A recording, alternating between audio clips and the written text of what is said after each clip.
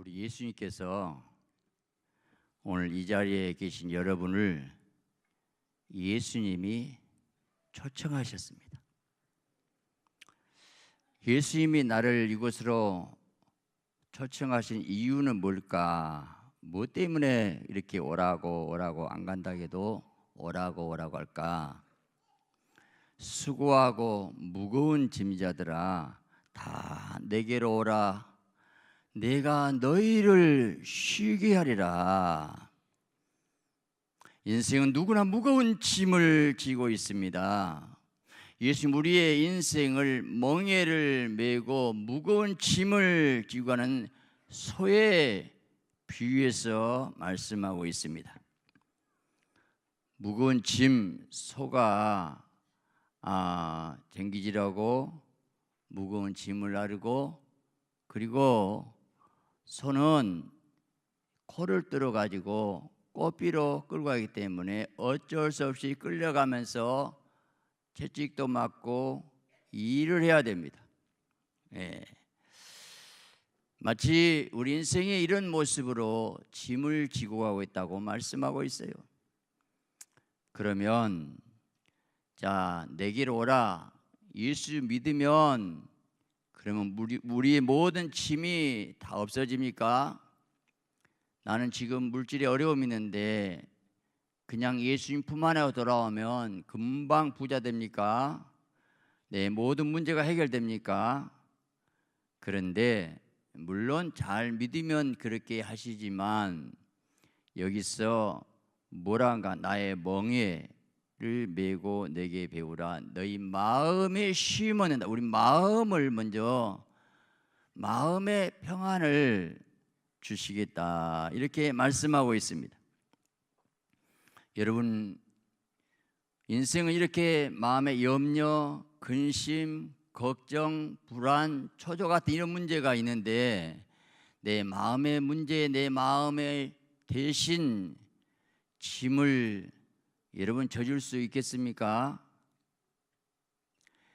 누구나 자기 짐도 무거워서 허덕이는데 어떻게 인간이 다른 짐을 져줘요? 부부간에 아무리 사랑하지만 아내의 슬픔, 고통, 번뇌, 남편의 힘든 것을 부부간이라도 대신 져줄 수 있습니까? 아무리 친한 친구라 하더라도, 자녀라도 우리 인생의 짐을 대신 져줄 자는 아무도 없습니다.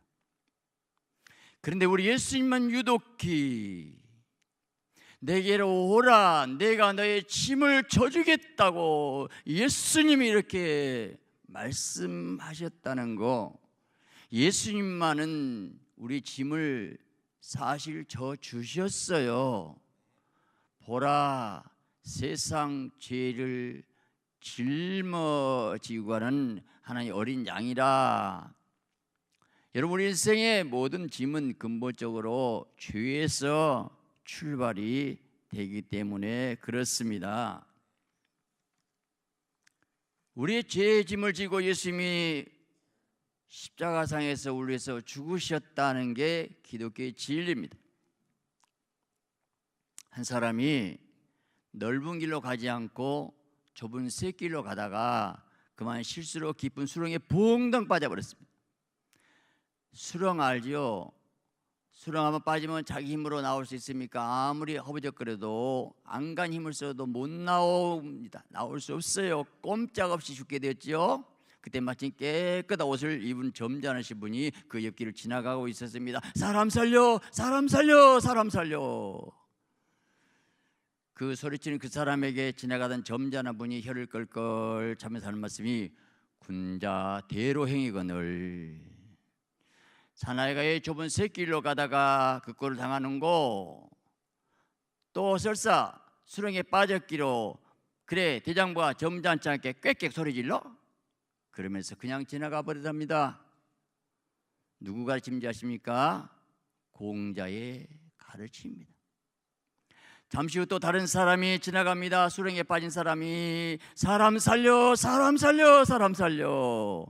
역시 구해줄 생각하지 않고 인생은 어차피 고행이니 생로병사의 시절에는 또 하나의 중생이 있구나. 거기 잠시 고행을 해서 지푸라기라 잡고 나올 수 있는 힘을 기르시오 하고 자기 일로 바삐 가버렸습니다. 누구의 가르침입니까?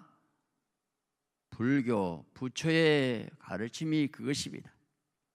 잠시 세 번째 사람이 지나갑니다. 사람 살려, 사람 살려, 사람 살려. 이만 꼭 살아야겠다는 신념으로 목청껏 죽을 힘을 다해서 살려달라고 할 때에 그 지나갔던 세 번째 사람이 왜 너는 넓은 길로 두고 좁은 길로 가다가 이 고생하느냐, 애 빠졌느냐 그런 말 묻지도 않습니다.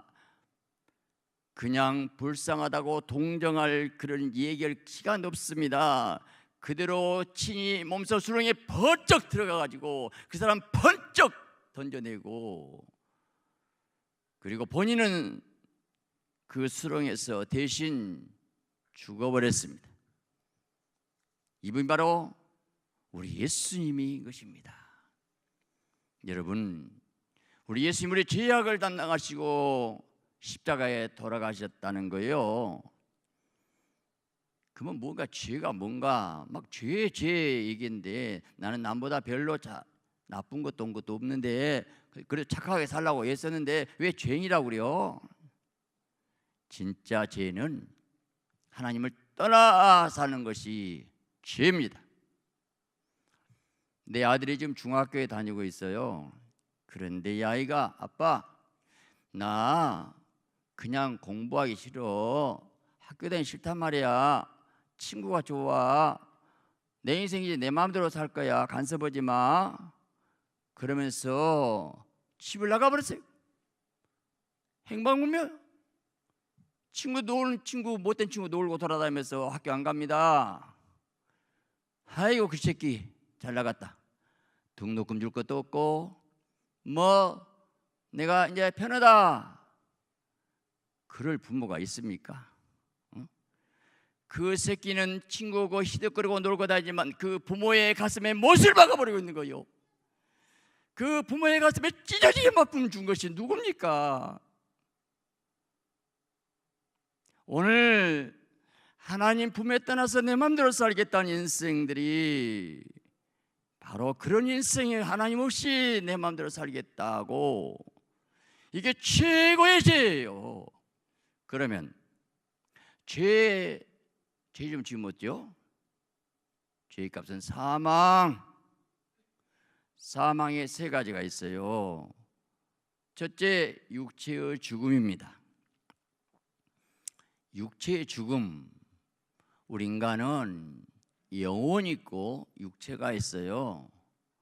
이 몸뚱어리 안에 영혼이란 존재가 있는데 사람이 70, 80, 90, 100 되면 숨이 끊어져요.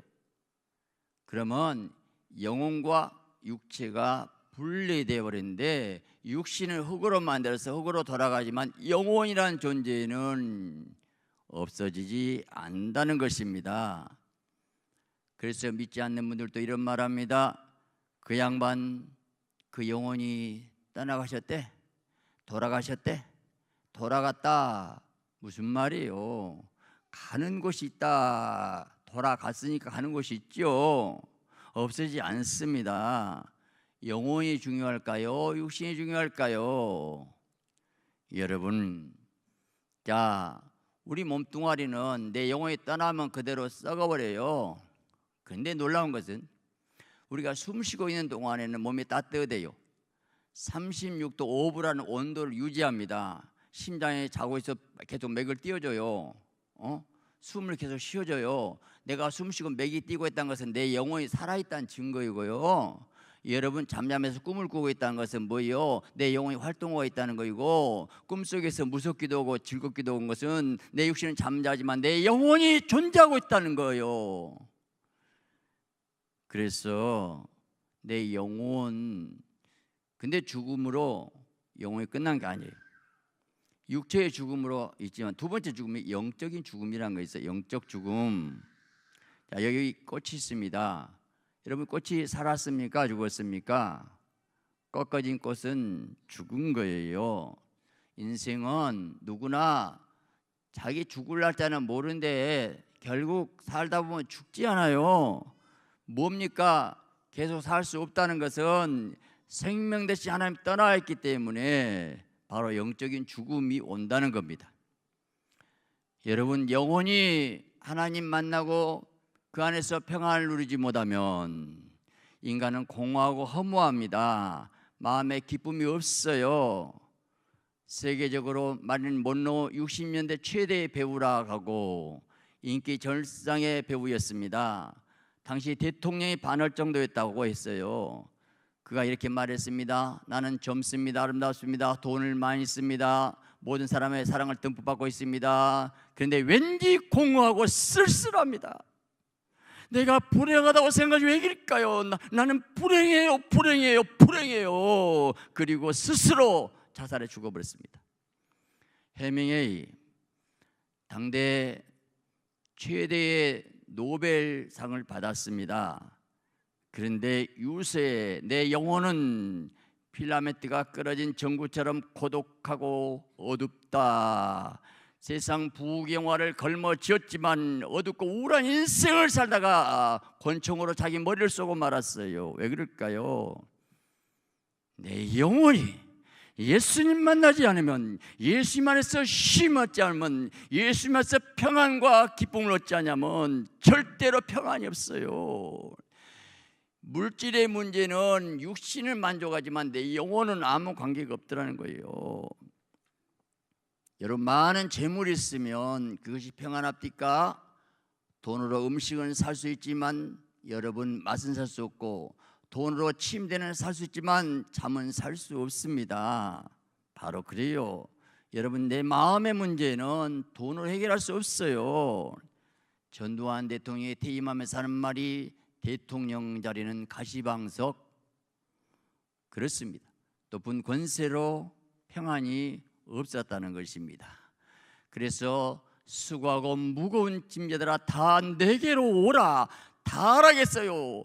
100% 인간은 다 와야 돼요. 어느 누구도 예가 아니라는 거예요. 내가 너를 쉬게 하리라. 참 쉼을 주시겠다고 말씀하고 있는데, 어린아이가 어머니 품속에서 젖을 먹고 그 가슴에 안겨 있을 때만이 참된 평안과 기쁨을 얻듯이 하나님 떠나면 절대로 행복이 없게 되는 겁니다. 셋째로, 영원한 죽음이 있어요. 이건 몸과 영혼이 영원한 지옥 불구덩이 속으로 떨어져 버린 것을 말하고 있습니다. 1970년대 말에 꽁꽁 얼어붙은 구소련 시베리아의 지하유원 찾던 과학자들이 최초로 발명해낸 지하 23km를 뚫을 수 있는 큰 드릴을 이용해서 계속 뚫었습니다. 유전을 찾기 위해서 두릉 해서 몇 킬로에 23km, 약 50, 60m를 뚫었더니요, 갑자기 온도가 화씨 22천 올라가고 들이 녹아볼 것 같아.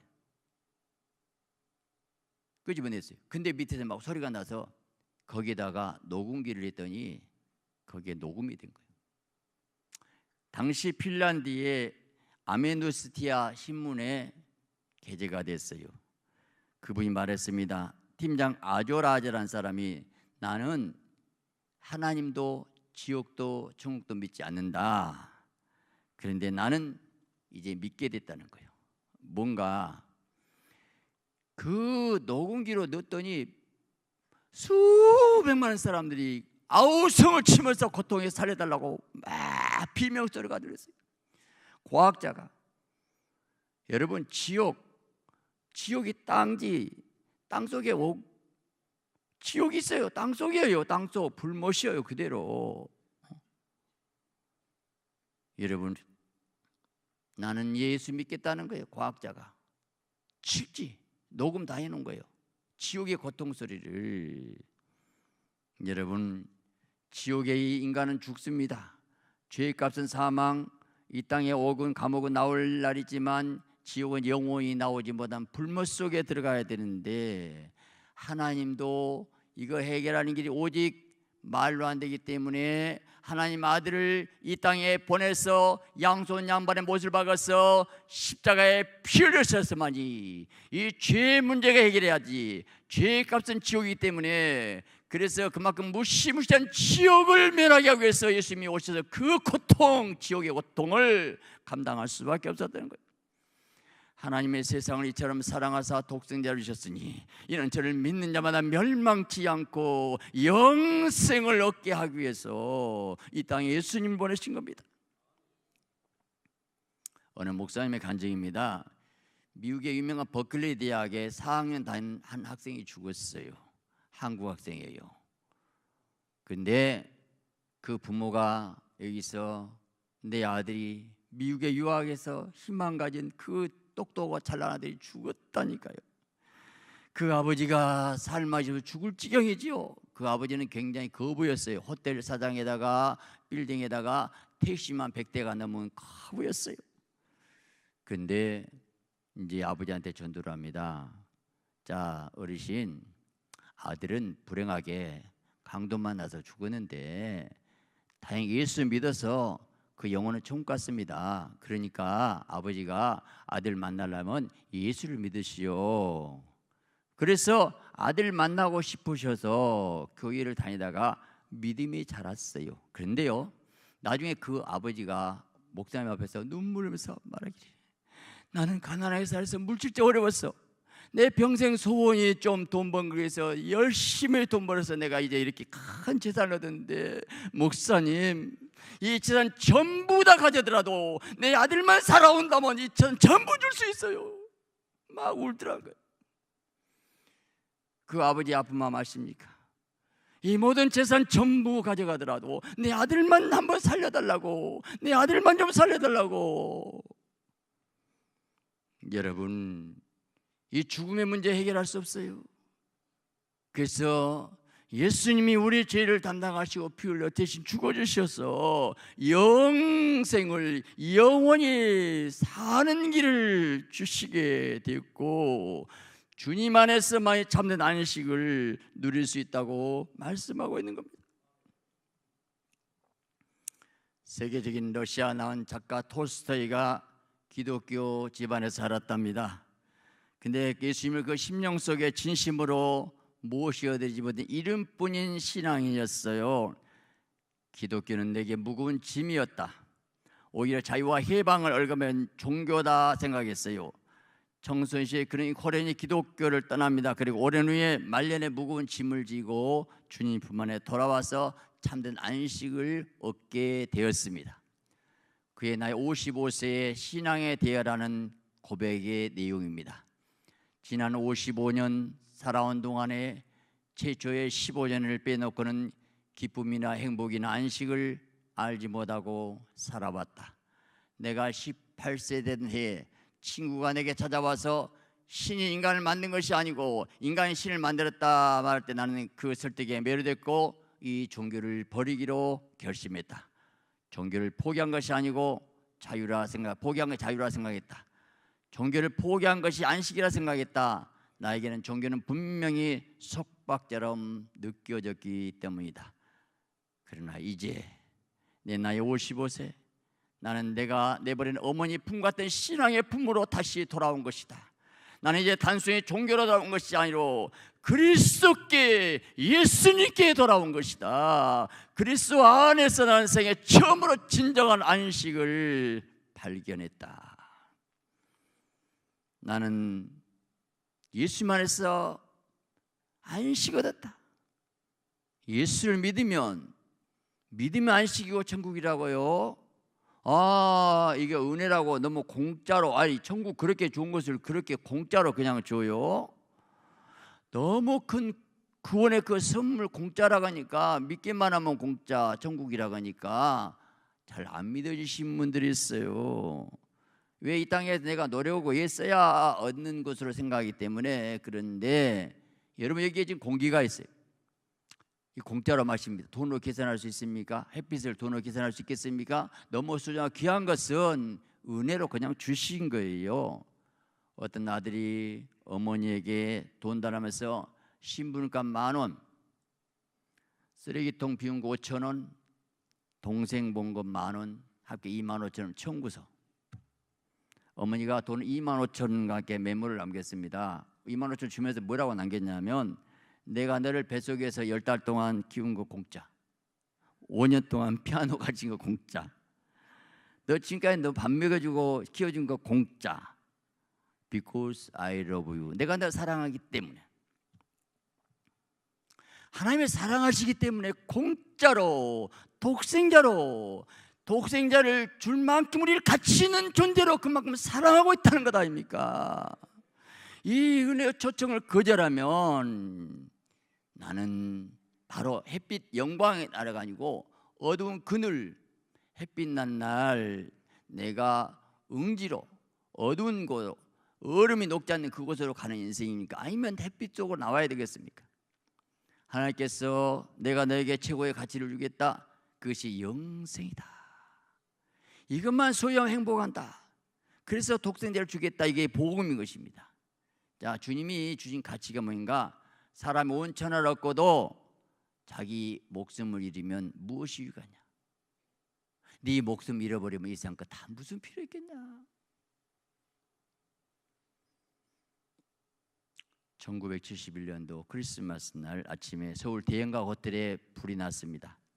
그날 166명이 죽고 68명이 부상을 당했는데요. 박정희 대통령도 나왔어요. 저 타는 사람 어떻게 할 수 없냐? 제가 아주 오래 옛날에 대형가 호텔 불났을 때 라디오로 그 당시 TV가 별로 없으니까 라디오 막 그 중계한 소리 들었던 거 기억이 나요. 대형가가 불났는데요. 막 창가에 나와서 사람 살려달라고 막 아우 성을 칩니다. 불은 올라오고 방법이 없어요. 자, 그때 창가에서 대통령이 자, 당신 내가 국무총리를 삼아주겠어. 무슨 필요 있습니까? 재벌이 내가 수백억 돈 줄게. 이거 가져가시오. 무슨 필요 있습니까? 대학 총장이 내가 당신 명예 박사학위 줄게. 그게 무슨 필요 있겠어요? 미스 코리아가 와서 내가 결혼해 주겠어. 다 좋은 것들이죠. 평소에 소원 하나 갖고 싶죠. 근데 늘 그 시간 아무 의미가 없어요. 문제는 내가 여기서 살아나느냐 못느냐, 여기서 빠져나가냐, 여기서 있으면 불 속에 타져 죽는 순간에 무슨 필요 있냐고요. 우리 인생이 죽으면 영원히 불못에 들어가는데 이 땅에 가진 들 무슨 필요 있냐고요. 제일 중요한 것은 뭔가 영생, 영원한 생명, 영생. 천국에 생명나무가 있어가지고 먹으면 계속 영생, 생명으로서 계속. 여러분 지금 여기 나무가 안 그리는데 우리 교회 이 생명나무가 있어갖고 하나 먹으면 그냥 영생 얻고 한 10년, 20년 젊어져. 과일 하나만씩만 먹으면 계속. 그러면요, 아니 하나만 먹으면 10년씩 계속 젊어진다 하는데, 계속 생명이 연장된다는데 세계 재벌들이 막 줄 서서 오겠죠? 그런데 천국은요, 생명나무 과일 완전히 생명나무, 생수 영원한 나라. 돈으로 계산할 수 없는. 만일에 천국 못 가면 지옥의 불 속에 들어가야 되는데 그 불 속에서 아니고 영원한 생명의 나라 간다는데, 여러분 지금 기독교인과 세계에서 10억, 20억 믿는 사람들이 홀려서 믿은 게 아니에요. 말뭐 예수 믿습니까? 정신 위로 삼고 싶어서요? 아니에요. 하나님이 살아계심을 믿으시기 바랍니다. 어느 가정에서 애동 딸이 있었는데 이 딸이 가출했어요. 어머니가 눈물 나는 기도합니다. 이 딸아 돌아오라. 근데 찾을 길이 없어요. 어머니가 지혜가 있어가지고 생각해서 딸의 사진을 찍어가지고 이제 벽보에 붙여 딸아 돌아오라. 그러다가 그러면 그 딸이 보고 창피하고 친구들은 창피할 것 같아서 어머니 자기 사진을 찍었고, 그리고 다 벽보에 붙여놓은 거예요. 그래놓고 밑에다가 사랑한 딸아, 엄마가 집에 널 기다린다. 딸이 딱 보니까 자기 어머니 사진이 막 걸려 있으니까 얼른 보겠죠. 지혜롭게 어머니가 어머니 자기 사진 걸어놓고 내 사진 걸어놓고 친구들 창피할까 봐서 딸아 돌아와라. 근데 뭉클하게 들어갔고 어머니 품에 돌아와서 울면서 돌아왔다는 거예요. 집을 나가도 기다린 사람 있으면 행복합니다. 돌아와 찬양하겠어요. 하나님이 지금 기다리고 있어서 돌아와 돌아와. 이 시간 돌아온 하나님의 사랑의 음성을 들으면서 우리 돌아와 찬양을 함께 부르겠습니다.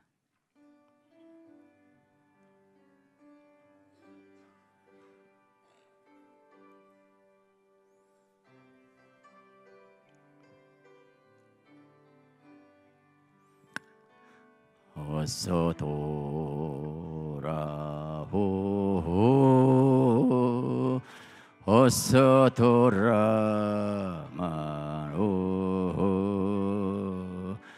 지은 죄가 아무리 무겁고 크기로 주어지 못 담당하고 못 파리요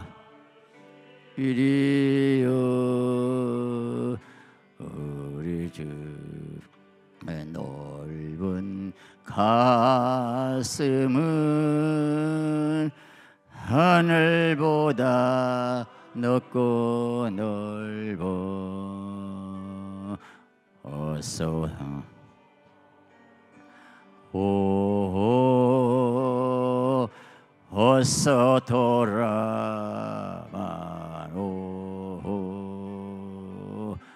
우리 주는 날마다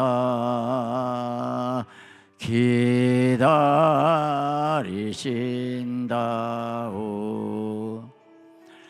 밤마다 문 열어놓고 마음 졸이시며 나간 자식 돌아오기만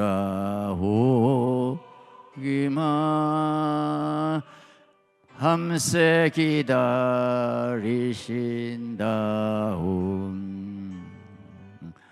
어서 돌아오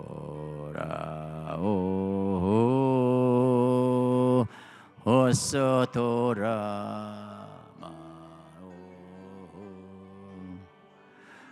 채찍 맞아 아파도 주님의 손으로 때리시고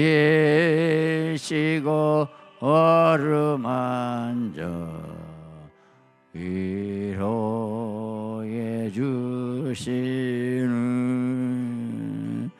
우리 주의 넓은 품으로 어서 돌아오소서.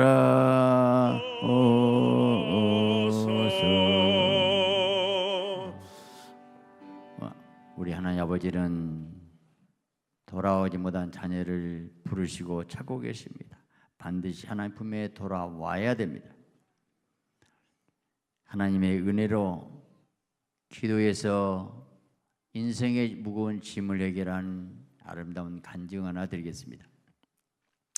서울에 화곡동이 있는데 그 화곡동에 영생교회라고 있어요. 영생교회에 김의숙 권사님이 계시는데 그 아들 동안이가 있었어요. 4살 때 잃어버렸어요. 해가 안 넘어도 캄캄해도 돌아오지 않습니다. 동네를 뛰고 돌아다니도 아이를 찾을 수가 없어요. 하루, 이틀, 3일 도저히 연락이 없어요. 찾을 길이 없어요. 금식하면서 기도합니다. 하나님은 아시죠? 하나님 하실 수 있습니다. 그리고 믿음의 사랑과 함께 그 교회 성도들이 같이 철학기도를 했답니다. 그래서 낮에는 눈이 빨개가지고 동안아 동안아 동안아 하고 엄마는 울고 돌아다니고 그래 반은 미쳤어요. 열흘 20일이 지났는데 아무 연락이 없어요. 차라리 유괴범이 전화 왔으면 쓰겠더래요. 아들 여기 있으니까 돈 많이 갖고 오라고. 그 전화가 기다려줘. 그런 전화라도 왔으면 쓰겠어. 유괴범이 그런 전화도 안 와. 그니 더 미치고 죽을 일이요. 도저히 소식이 없어요. 단서도 없고 방법도 없고 4살째 혼자 돌아오겠습니까? 가슴이 미어지고 터지기 시작했어요. 30일 지나도 뭐 아무리 경찰서 아무리 방방곡곡을 다 뛰어들어도 전혀 찾을 길이 없어요. 40일 지나 아무 소식이 없습니다. 44일이 지났어요. 거의 미쳤어요. 45일째 철회하는데 아침에 환상이 들리더래요. 어느 고아원 건물을 보여주더래요. 길까지 확실히 가르쳐주더래요. 그래서 이 권사님이 보여준 대로 수원으로 내려가고 그 택시를 잡아서 이렇게 생긴 고아원 있냐고, 있다고. 그래서 이제 그 택시를 타고 고아원으로 갔는데 그 고아원에서 그 아이가 운동장에서 놀고 있는 거예요. 얼마나 반가웠겠습니까? 아유, 내 새끼가 저기 있네. 내 새끼 막 뛰어도 아이고 동안아 막 엉엉 울기 시작하시죠. 아이고 어떡해. 하나님 감사해요. 하나님 살아계시네. 하나님 살아계시네. 하나님이 막 그러면서 동곡 얼마나 좋았겠어요. 그래서 이 아이가 길을 잃었는데 수원까지 내려가 버렸고 길가에 울고 있으니까 고아원에다가 누가 데려다 놓은 거예요. 근데 이 고아원에서 한 달 동안 부모가 안 찾아가면 누구에 줘도 괜찮답니다. 근데 이 아이가 이 절간에 중이 찍어놓고 데려가려고. 내 아들이 그렇게 해갖고 중이 갖다 튀겨버렸으면 그 영 어디로 갈까요? 그런데 하나님 45일 동안 그 음식을 차려 했더니 보여줘갖고 찾았어요. 그 영혼 찾았어요. 그 김우식 권사님의 아들을 찾는 그 눈물이 여러분을 찾는 예수님의 눈물입니다. 45일째 차례하고 응답으로 고안을 보여줬는데 그 아들 4살짜리가 놀고 있는 거 보았을 때 여러분 내 새끼가 독자 아들이 그래갖고 있을 때 그 기쁨 표현이 됩니까? 그 행복함, 그 말할 수 없는 가슴 벅차 터질 정도로 기쁘고 행복했겠죠. 오늘 오신 여러분들이요, 지금 하나 여러분을 찾으셔가지고 여기 와 동안 여러분들이 영적 동안이에요. 지금 천국의 잔치가 베풀어지고 있어요. 아멘이죠. 여러분을 그렇게 기다려 찾으셔가지고 부족한 죄를 통해서 하나님의 말씀을 전합니다. 내 품으로 돌아와라, 내 교회로 돌아와라 호소하고 있어요. 우리 인생은 선택이고 결단입니다.